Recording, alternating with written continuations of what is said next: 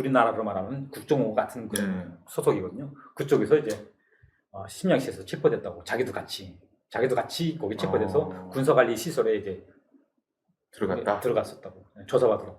중국에서 채간 거네. 예, 중국 안중국에서 이제 체포했던 겁니다. 그다음 지금 소식이 없고요. 그다음 지금까지 오늘까지도 이제 소식을 모르고 있습니다. 혹시 그 중국은 대자 이상급 고위 인물은 북한에서 탈북했는데 대자다 이러면 북송 안 시켜요. 신분 세탁해가지고 어디가 다 숨겨놓은 사람들 꽤 있단 말이에요. 아버님, 어머님도 아마 그 정도 위치에 있었으면 신분 세탁해가지고 어디다 지금 숨겨놔 있을 확률이 상당히 높다고 보는데 혹시 유튜브 부디 부모님이 보시고 연락 왔으면 좋겠어요. 근데 중국에서 아버지가 뭐 식당 책임자 뭐 이렇게 하면 엄청 부자였겠네요. 외대에서. 가장 이제 제가 약간 자랑스러웠던 거는 아버지 어머니가 이제 가장 두툼한 신임을 받고 잘 나가는 그런 이제 소속 부서에서 일을 하다 보니까 거기에 대한 이제 자부심, 그런 자부심이 있었던 것 같습니다. 그게 이제 아마도 흔히 이제 민주주의 국가에서 얘기하는 뭐 어떤 부자라든지 뭐 그런 게 아닐까. 잘 살았죠 어쨌든. 예, 그냥 남부럽지 않게 살았습니다. 그러니까 너무 부모님을 저는 잘 만났다고 생각하고 어디서나 항상 부모님한테 그 감사한 마음이. 그러면 대학은 언제 졸업했어요? 대학은 제가 2003년 8월 달에 졸업했습니다. 그러면 대학 들어갈 때부터 졸업하면 국가보위부에 가기로 다 정해져 들어갔잖아요. 맞습니다. 위탁생으로. 네. 그래서 보위부 갔어요? 아닙니다. 그 의외로 그때 당시 제가 졸업할 때는 아시다시피 아까 말씀드린 것처럼 아버지 어머니가 평양에서 그런 소문이 돌 때잖아요. 국가안전보위부에 제가 들어간 게 아니라 거기로 들어간 게 아니라 의외로 또 다른 데로 들어갔습니다. 그게 바로 이제 중앙당 대외연락부로 제가 이제 입사하게 됩니다. 그러니까 보위사령부 아버지가 소속이면 보위사령부도 안 가고 보위부도 안 가고 대연락부면 더 위 아니에요? 진짜 들어가기 어려운 데 아니에요, 거기? 그때 당시는 중앙당 조직부에 들어가든 중앙당 조사부에 들어가든 중앙당 대연락부 이 세 개가 엄청 잘 나가는 이제 부서입니다. 또 군부에서는 보위사령부, 국가안전보위부 이게 잘 나가는 데입니다. 이런 데 대부분 사람들이 많이 희망을 해요. 근데 저는 중앙당 대연락부로 갔으니까 저도 솔직히 아버지 어머니가 또 그런 이제 소문이 실종 상태인데도. 예, 맞습니다. 예. 저도 많이 놀랐고 그것도 딱 두 명만 뽑혔는데 그 두 명 중에 하나는 용화학부의 사람이 뽑혔고 하나는 제가 이제 뽑혔는데. 외대에서 졸업생 중에 딱 2명만 대연락부 갔다는 거죠? 네. 그 대연락부를 잘 몰라서 모르시는 분들이 많을 텐데 그 외대 졸업생 100명 놓고 대연락부 갈 것이냐, 보위부 갈 것이냐, 보위사령부 갈 것이냐, 뭐 다 해도 다 대연락부 간다고. 근데 가서 이제 임무가 뭐였어요? 그 다음에 이제 연락소에서 이제 저한테 이제 중용서를 발급합니다. 그래서 거기 제가 대학 딱 졸업하고 군복무 또 끝나고 군복무는 보위사령부에서 했으니까. 보위사령부에서 군복무 했어요? 네, 대학 졸업생들은 군복무 3년 의무제로 되어 있습니다. 무조건 3년. 대학 졸업생은 병사가 아니고 무조건 3년 의무제고 그리고 이제 중국 병사를 달아줍니다. 2줄. 중국 병사. 그 중국 병사를 어떻게 보면 대학생들에 대한 배려죠. 군에 가서는 뭐 했어요? 보초 썼어요? 네, 맞습니다. 그때 보초로? 네, 보초로. 어디 보초요? 동문, 후문 뭐 이런 게 있는데 네 군데인데 네 군데 이제 돌아가면서 이제 교대 3교대인가 4교대로 이제 보초를 선 건데. 그 보위사령부가 외대하고 붙어 있잖아요. 네, 같습니다. 외대 졸업하고 바로 외대 졸업하고 옆에 건물 가서 보초 서는 게 쪽팔리지 않나? 아니, 후배들 다 보잖아요. 근데 번총사에 간 게 아니라 저는 또 당습소라고 보위사령부 군 간부들이 장성들이 이제 연수원 생활 같은 거죠. 그러니까 당습소 거기에 평양시 욕포구역에 있었는데 거기에서 군복무를 했습니다. 와, 그게 그러면요. 그 보위사령부 장성들이 가잖아요. 쉽게 좀 놀다 오라는 데잖아요. 그 공급이 엄청 좋잖아요. 거기 막 돼지고기, 소고기, 뭐 부름없이 먹는 그런 데 아니에요? 뭐 그렇게 이제 사회생활처럼 이렇게 잘 먹지는 않은데 당연히 사회생활에 잘 먹었겠죠. 근데 이제 군복무 하는 그런 이제 부대치고는 잘 나왔습니다. 국도 나오고 뭐 염장 뭐 그런 게 아니라 흔히 듣던 그런 게 아니라 국도 나오고 간부집 자식들이 1순위로 박아입고 싶은데 아니에요, 그게. 여튼 저는 그냥 좋았습니다. 그냥 편안했던 부대였으니까. 그게 또 거기에 어떻게 내가 그 부대에서 군복무 하게 됐지? 아버지 어머니가 지금 수도된 상태였는데. 밀어도 주지 않는. 예, 아버지 어머니가 없을 때인데. 누가 박아인지도 몰라요? 보이사령부에서 어, 보이사령부에서 그렇게 이제 저를 전략적으로 챙겨줬던 것 같습니다. 키웠구나. 그래서 연락소 가서 근데 또 대연락소 제대하고 가서. 나왔는데 네. 한 달 동안 이제 배치 당해서 이제 그때 중앙당에서 이제 평양외과대학에 이제 면접이 나왔습니다. 네. 그때 이제 면접 보고 그다음에 한 달 음. 동안 이제 평양에서 좀 이렇게 휴식하고 있을 때 네. 근데 이제 이제 제가 이제 거기 이제 대연락소. 중앙당 대연락부 백신유 연락소에 제가 제가 알고 있는 데는 그 대연락소 정도 신분증이면 그냥 딱 보이면 보이부보다 더 세서 다 무사 통과하는 데 아니에요? 뭐 어쨌든 그때 당시에는 저는 직급이 이제야 대학 졸업하고 군복무 1년 마치고 또 그 나라 체제는 아시다시피 뭐든 이제 사회를 배치받는다면 인턴 생활 같은 게 뭐 1년, 2년, 3년이 있거든요. 네. 근데 저는 인턴 생활부터가 그때 당시 이제 지도원급이었어요. 네. 다른 이제 우리 옆에 이제 대학생 친구들도 있는데 네. 걔는 지도원급이 아니고 그냥 진짜 인턴 생활을 힘들게 했던 것 같아요. 근데 저는 진짜 바로 지도원. 바로 이제 지도원 돼가지고 인턴 생활이 아니고 그냥 호텔 그때 청년 호텔하고 광복거리에 청년 호텔이 있었는데 그 중국 사람들이 많이 이제 묵은 호텔이었어요. 거기 이제 허위사령부라든지 대외연락부라든지 어떤 국가안전보위부라든지 이런 잘 나가는 부서들의 이제 어떤 이제 중국 측 이제 선임들 있잖아요. 선임들 고려하고는 고려처 사람들이 거기에 묵고 장기간 동안 묵고 있는 호텔이었어요. 거기서 저도 이제 호텔 생활을 하고 호텔에서 자면서 임무가 뭐예요? 감시? 감시는 아니고 이제 통역 그때 당시 이제 저희 첫 임무가 이제 통역해 주는 거. 우리 그때 116유로에서 우리 부서에서 2,500만 불, 중국에서 2,500만 불, 그러니까 서로 해서 총 5천만 불 당시 2004년도죠. 엄청 큰 5천만 불에 투자를 해서 평양에 투자해서 평양시 그 3대 원장 아시죠? 3대 원장 기념. 3대 원장 이렇게 지금은 없앴잖아. 3대 원장 이렇게 조국 통일 뭐 이게 혼장에 그 통일거리에 있거든요. 통일거리. 네, 맞아요. 그쪽에 바로 옆에 저희 이제 큰 공장이 있었어요. 대연락부 저희 회사가 이제 차린 공장인데 그 설탕 공장입니다. 그 설탕 공장을 진 목적은 가장 중요한 것은 북한의 모든 이제 설탕을 이제 다 이제 생산할 수 있는 그런 능력이 가진 그런 가동률이 되는 그런 급의 이제 공장을 크게 짓던 게 바로 저희 회사였어요. 그러니까 중국 기술자들이 투자했으니까 와서 있는데 옆에서 통역해주고. 예, 이게 첫 제가 배치받아서 했던 일이 호텔 생활하면서 이제 통역을 했었던 겁니다. 설탕 공장이 지금 가동 안 되잖아요, 그게? 저는 일단 그때 당시 아직 설립하기 전이니까 공장을 세우기 전에 기술자들과 이제 기술 협의하고 뭘 필요한 거를 이제 자재 들여오고 설비 들어오고 할 때였으니까 그때 당시 이제 하다가 저는 이제 국가안전보위에서 또 이제 협력해가지고 저를 이제 해외로 파견할 때 좀 나왔으니까 그 후는 어떻게 됐는지 잘 모르겠습니다. 아니 부모님이 중국 가서 실종됐다고 하는데 또 국가보위부에서 파견을 해요? 또 실종되면 안 되잖아요. 원래 그 간부 사업상 부모가 실종이면 외국에 절대 안 보내잖아요. 자꾸 인터뷰하면서 말 끊는다고 욕 먹지만 우리 시청자분들의 그 이해를 돕기 위해서 제가 말씀드리면 어떻게 비유할 수 있냐면 우리 국가정보원에서 해외에 파견하는 그 공작 총책임자가 갑자기 없어진 거야. 그렇게 비교할 수 있고 해외 파견하는 공작 책임자는 원칙상 장성은 절대 북한에서 안 내보내고 최고 계급인 대자조서 내보냈는데 없어진 거예요. 그런 케이스면 한국도 난리가 나는 거죠. 그 정도 높은 인물이 아니 뭐 얼마나 많은 비밀을 알고 있겠어요. 없어졌어.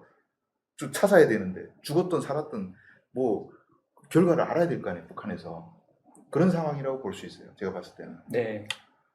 그런 상황도 맞고 국가안전보위부 입장에서 봤을 때 이런 최고 통치 권력기관에서 있었던 사례가 아니다 보니까 이건 수치스러운 일이거든요. 자기 망신스러운 일이거든요. 솔직히 한국에 간 것도 아니고 미국에 또 간 것도 아니고 그냥 허튼 소문이 돌았어요. 없어졌어. 그러니까 이거는 꼭 자기네 입장에서는 이거를 꼭 추적해야 되고 행방을 꼭 찾아야 된다는 거를 그때 당시 이제 중앙당 조사부하고 보위사령부는 보위사령부대로 그리고 국가안전보위에서 그런 이제 내부적인 팀이 구성됐답니다. 아버지를 꼭 찾을 때 대한 뭔가 그런 조치가 있었지만은 그 진실이 밝혀질 때까지는 아들을 잘 보관하라. 맞아요. 그런 것 같습니다. 왜냐하면 이건 역대 없었던 그런 사건이고 또 아들을 통해서 이제 부모님은 분명히 아들한테 어떤 방법을 통해서 연락이 오지 않을까 이러한 그런 추측 때문에 아마도 그런 분들이 완전히 돌아서면 이건 당의 역사상 완전히 망신스러운 일이잖아요. 엄청난 비밀이 새어나가는 거죠. 그러니까 그렇게 저는 그렇게 판단하게 네. 할 수밖에 없다고 생각합니다. 그러다 보니까 저를 이용해서 그때 작전을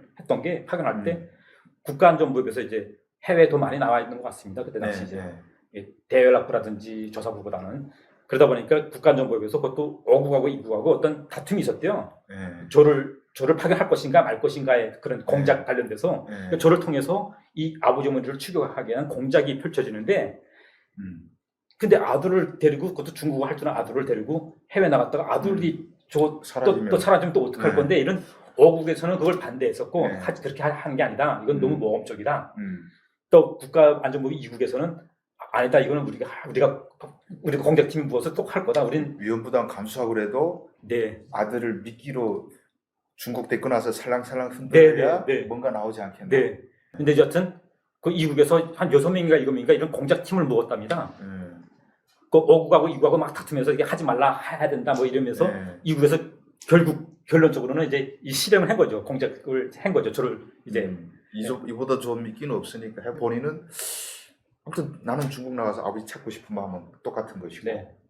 그래서 나온단 말이죠. 네, 그렇죠. 네, 맞습니다. 언제예요? 그게 2005년 12월입니다. 겨울 12월. 그때 나오기 전에 뭐 이렇게 헬스 다시는 도망 안 가겠습니다. 막 이렇게 쓰고 나오는 거 아니에요? 아, 그게 아니고 네. 저한테 전달한 내용은 우리는 이제 중국식에 나가서 이제 중국 사람들 이제 자기 아는 대방이 있는데 그 사람 통해서 식당을 이제 내원하는 그런 이제 네. 투자를 받아야 된다. 네. 그게 첫 번째고 두 번째는 우리가 나갈 수 있는 이런 허가를 내주는 거는 국가안전보호부에서 허가를 내준다. 근데 그 허가를 받으려면 국가안전보호부에 어떠한 이제 정보하는 그런 거를 협조를 해줘야 된다. 아, 네. 그래서 이제 그걸 이제 국가안전보호부 사람과 또 만나게 됩니다. 저는 임무에 관심이 없었어요, 솔직히. 이제 해외 나가는 게 가장 중요했으니까 이제 또 그런 임무를 받습니다. 그래서 그때 나가면 도망치겠다 이 결심이 있었어요 그때. 그러니까 나가면 도망치겠다, 뭐 도망치겠다 이게보다 아버지 어머니의 그거를 꼭 확인하고 싶은, 꼭 찾아야겠다. 이건 나만이 찾을 수 있다. 아버지 어머니의 지인들도 많이 알고 있고. 그 중국에서 아버지 어머니가 식당 했고 그 지인들이 맨날 다니는데 그 집에서 같이 살았으니까 네. 어느 아저씨 통하면 우리 아버지 혹시 알지 않을까 뭐 이런 것들이 많이 있을 거 아니에요. 그래서 그렇게 찾으려고 나갔고 어디를 그래서 그럼 심양 나갔겠네요. 네, 그래서 나간 것이 목적지는 최종 목적지는 심양이고 네. 저희가 그때 한 달짜리 이제 허가를 받고 나왔는데 신의주에 가서 이제 국가안전보호부에 거기 소속해서 우리한테 이제 허가를 내줍니다. 그래서 신의주에서 허가를 받고 단동에 먼저 옵니다. 단동에 와서 단동에서 또 심양으로 이동합니다. 단동에서 하루인가 또 있고 그다음 심양에 가고 그다음 최종 임무를 수행해야 되는 또 목적지는 중국 길림성에 있는 연변인가 거기에서 또 이제 임무 수행하는 게 있습니다. 국가안전보호부의 임무를. 근데 그 연변에 가지 않고 저는 바로 심양에서 이제 아버지 어머니 식당을 확인하고 아버지 어머니가 분명히 어떤 일 때문에 그때 이제 제가 평양에서 들었던 소식도 맞다 생각하고 그게 감시 대상으로 있을 것 같다 하는 생각에 조직을 이탈하게 됩니다. 그래서 아버지 어머니가 운영했던 식당 가보니까 어떻게 됐어요? 중국 식당으로 중국 샤브샤브 허거집으로 변했더라고요. 아, 거기 원래 호텔이 있는데 중국 정부 호텔이었어요. 바로 정부 호텔 1층, 2층이 있는데 2층은 원래 중국 식당이고 1층은 바로 우리 엄마 식당이었는데 호텔 바로 옆에 그 식당에 지금은 그때 당시 이제 모습이 아예 없어지고 중국 간판이 붙어 있고 샤브샤브 간판이었던 것 같아요. 그거 딱 보는 순간 너무 친숙한 식당이 갑자기 없어졌으니까 감정적 변화가 좀 컸겠다. 네, 많이 진짜 그때 그 마음이 이제 빨리 조직을 이탈해야 됐고 어떻게 계획을 짜고 약간 그때 당시 많이 이제 저도 긴장했던 것 같아요. 그러면 심양 도착해서 며칠 만에 도망쳤어요? 심양 도착해서 이틀 만에. 단 이틀 만에? 네. 바로 그날 확인하고 그다음 저녁에 제가 밤 10시인가 10시 반인가 좀 늦은 시점에 그때 당시에는 저를 몰랐거든요. 저를 감시하는 그런 공작팀이 무어져서 지금 이렇게 저를 이제 추적하는 줄 몰랐습니다, 솔직히. 이게 뭐 미끼가 도망치면 안 되니까 뒤에서 몰래 미행이 있었겠는데 어떻게 도망쳤어요? 근데? 네, 그래서 그때 이 사장님한테 10시에 제가 움직이는데 아마 그 단동에서 제가 아마 탈북을 안 하고 바로 그리고 심양까지 또 가서 모든 업무에 어떤 협조를 하는 그런 식당 하는 척하면서 하니까 어떤 통역도 제가 일을 했었거든요. 거기서 나와서 단동에서도 어떤 통역 일을 했어요. 하고 어디에 또 제가 화장실 갔다가도 도망 안 치고 왔고 하니까 아마 마음을 놓지 않았을까 싶어요. 제가 다음 날에 온다고 했으니까. 그래서 어떻게 도망쳤어요? 바로 택시 타고 기차역으로 가서 기차역에서 이제 친구들한테 전화 미리 했거든요. 그래서 그러니까 중국에 학교 다니 6년 다녔으면 친구들이 엄청 많았겠네요. 네, 그때 그러니까 신량의 친구들도 신량의 친구들인데 이제 그 외에 중국의 다른 지역의 친구들도 많이 있었어요. 그걸 알게 된 이유는 또 이제 제가 이제 대외연락부에서 근무하고 있을 때 평양 그러니까 청년 호텔에서 제가 같이 중국 기술자들. 네, 중국 기술자뿐만 아니라 다른 이제 허위사람부 어떠한 이제 다른 기관의 그 중국 사람들도 거기서는 제가 다 돌봐줬거든요. 중국 사람들 다.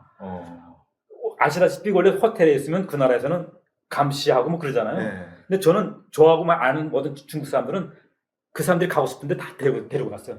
그 호텔뿐만 아니라 고려 호텔, 양각도 호텔, 뭐 커피숍, 뭐 지하철, 평양에 가고 싶은데 다 데리고 갔어요, 제가. 얼마나인데 돈도 본인이 쓰고. 제가 쓰고. 그러니까 이런 사람들은 깜짝 놀랐겠네. 네, 맞아요. 이런 평양 사람이 없다고. 자기네 부서 사람들도 이렇게 하면 안 된다. 여기 호텔에 있어라 이렇게 하는데 북한 사람이 우리 돈줄을 지금 뜯어내야 되는데 지가 야 오늘 고려텔 가자. 지가 뭐 달러 퍽 뿌리고 하니까 중국 사람들 깜짝 놀라지 당연히. 네, 제가 신발도 사주고 그랬어요. 그다음에 셔츠도 사주고. 그 사람들이 나중에 도움 준 거예요? 네, 맞습니다. 네. 그 어디로 갔어요? 그래서 그 친구들이 하나는 이제 여러 지역이 있는데 네. 그 중에서 이제 한 친구가 친했던.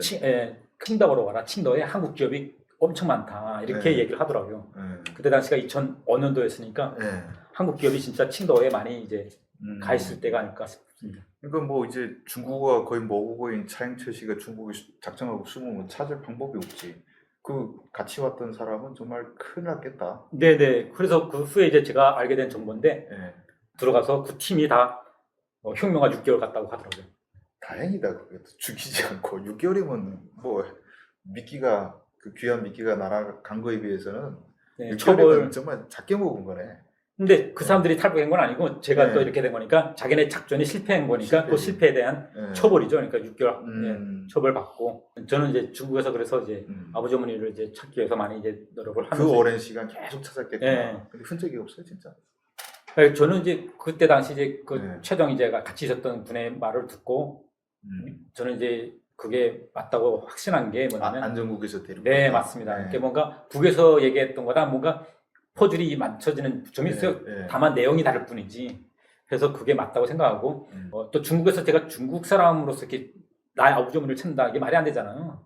아버지 어머니 넌 중국 사람인데 아버지 어머니가 어떻게 평양 사람이냐 안 되잖아요. 그래서 저는 이제 가장 못하게서 뭔가 이제 찾을 수 있는 방향은 우리 대한민국의 품에 안겨서 대한민국의 정부의 한번 좀 도움을 좀 받아보자. 의원님은 뭐 한국 입장에서는 국민이라고 보기는 어렵지만 일단 오면 엄청난 가치가 있는 분인 건 확실하죠. 제가 수정하고 싶은 거는 대한민국 헌법에 귀순우사를 밝힌 사람은 대한민국 국민으로 보호하게 돼 있습니다. 밝히는지 안 밝히는지 우리가 모르잖아요. 아니, 밝혔습니다.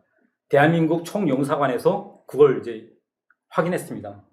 저희 부모님은 정확한 대한민국 국민이며 헌법상 우리나라는 민주주의 국가로서 헌법을 인정하는 국가지 않습니까? 헌법 위에 있는 개인이 없지 않습니까? 북한과 다르다고 생각합니다. 그래서 저희 아버지 어머니는 대한민국 총영사관, 우리나라 정부에서 파견한 총영사관, 신양시 총영사관의 귀순우사를 분명히 밝혔고. 진짜? 네.